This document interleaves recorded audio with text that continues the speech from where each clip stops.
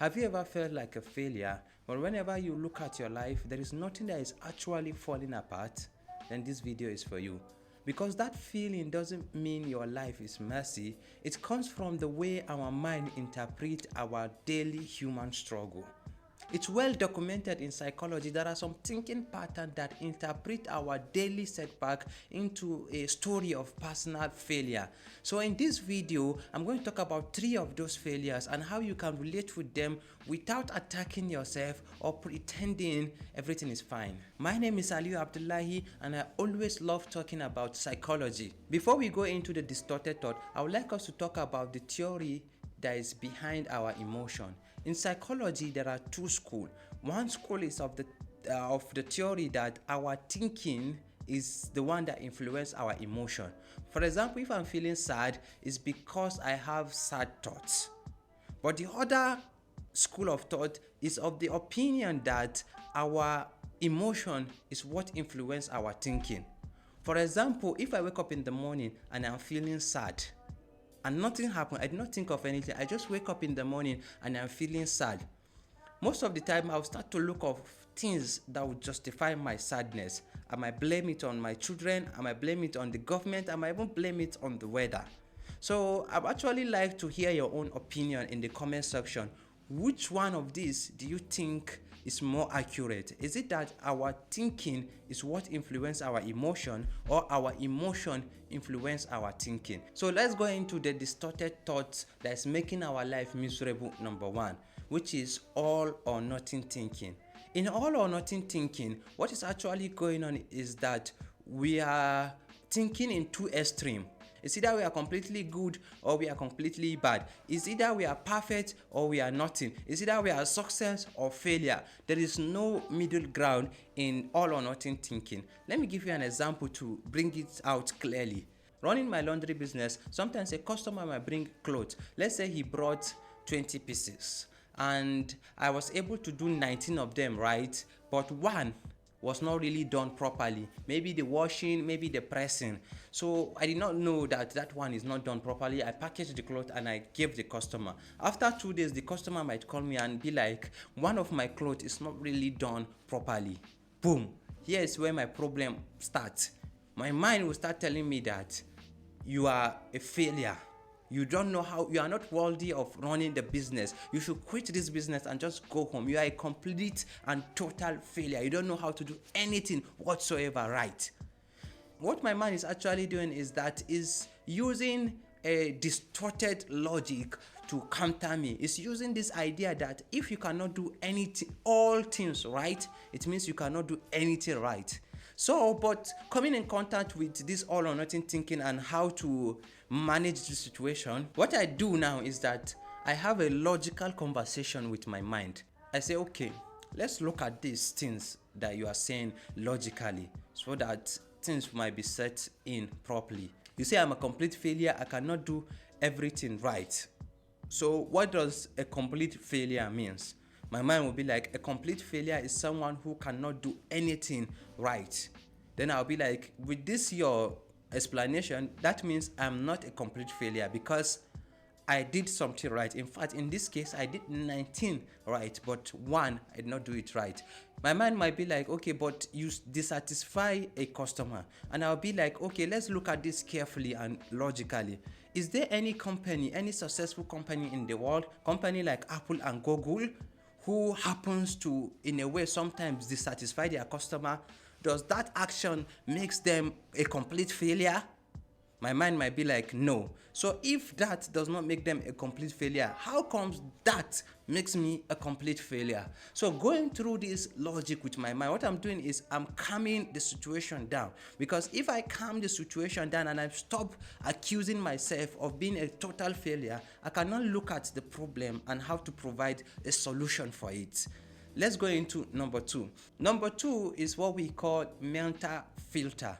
In this one, what we are actually doing is that we are filtering everything that is good in our life and dwell in everything that is bad. Take for example, if someone praises us, in our mind will be like, he doesn't really know who I am. That's why he's praising us. So what we are doing is that we are filtering everything that is positive out, and we are dwelling on the negative. Let me give you an example. Take for example, you are someone who has a past. Maybe you have hurt people, the way you talk or the way you behave. And right now you are going through a personal development. You are trying to work on yourself, trying to be conscious of your action. And let's say you went to visit your relatives and you spent like 2 weeks with them, and during the stay, you were very nice to them, you were very helpful, you were positive energy around the house, and they were like, we really enjoy your stay, you're a very nice person, you're a good person, you're so positive.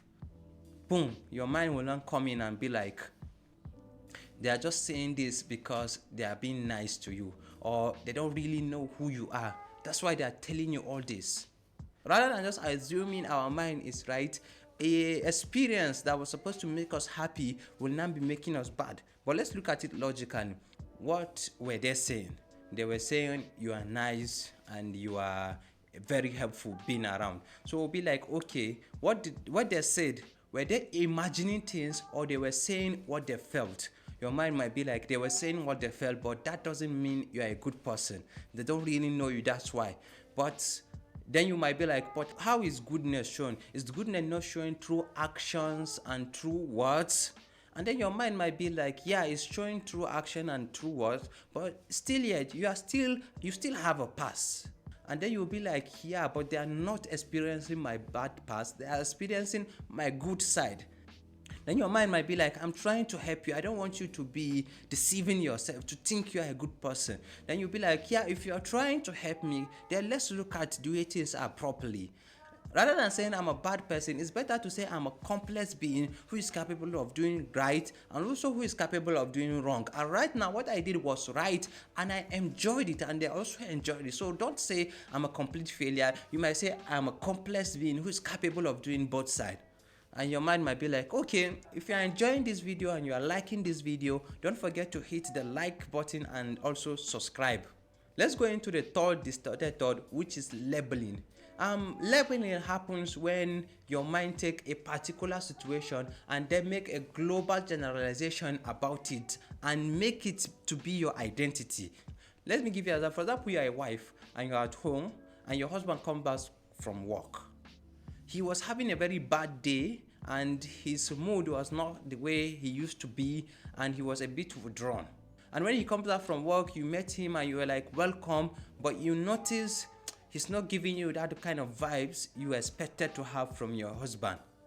Boom, your mind come in. Your mind might be like, you are not a good wife, you are not worthy of being loved, you are not a good partner. That is labeling. Your mind is giving you a label. In a more real life scenario, the distorted thought hardly happen one alone. So most of the time 3 or 4 will happen at the same time. Say for example, the husband came back and he was moody and withdrawn. One thing that might happen initially is all or nothing thinking. So the wife might just take this particular situation and be like, it's the only thing that matter. All the other days that the husband was being funny, he was being in a good mood, it doesn't count. If this one does not go well, then that means all does not count. That is error number 1, all or nothing thinking. The wife might use a mental filter. That's error number 2. And she might be like, instead of thinking that in the office something might happen, she'll be like, he doesn't love me, he doesn't care about me, because if he care about me, he's going to lighten his mood. She's filtering out every other possibility and dwelling on the fact that he doesn't care about her.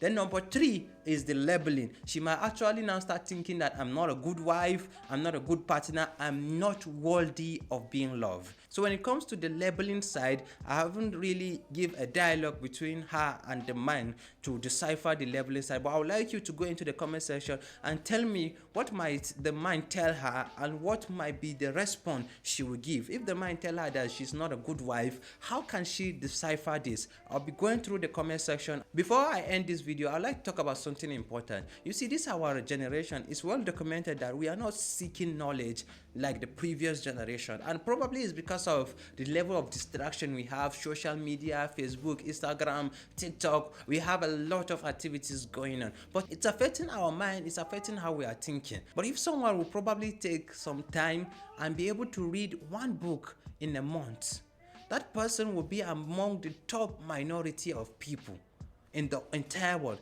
And you don't have to actually sit down and read. Amazon through Audiobook have made it so easier that you can download an audiobook and be listening to it while you are walking, while you are washing your plate, while you are going to work, while you are doing your laundry. And Amazon has even made it much more easier by giving out a free trial for a new user into Audiobook. What you need to do is just click the link in my description. It will take you to where you can sign in, and you can sign in for a month for free. Anytime you feel like canceling the subscription, you can cancel it. But if you feel like continue learning, if you feel like continue listening to a book every month, by the end of a year, you will notice a very big difference in your life, especially if you are reading books that is designed to help you develop yourself. If there is anything you take away from this video, I would like you to always notice what is going on inside you. You see, in psychology, especially Carl Jung make it clear that inside us we have different personalities.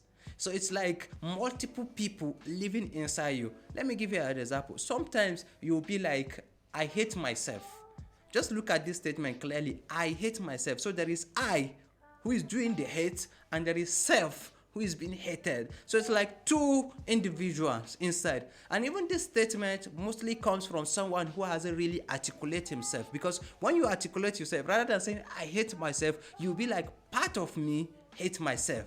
Meaning there are other part of me who love myself, there are part of me who doesn't care, and there is this part of me who hates myself. Once you start to notice it yourself, what you're actually trying to do is to articulate these personalities, to bring them together so that you will not be overshadowed by just one personality. Those distorted thoughts that we talk about 3, but I think they are almost up to 10. So if you like me to talk about more of those distorted thoughts, just let me know on the comment section so I'll plan a video on them. Thank you very much. Until we meet again.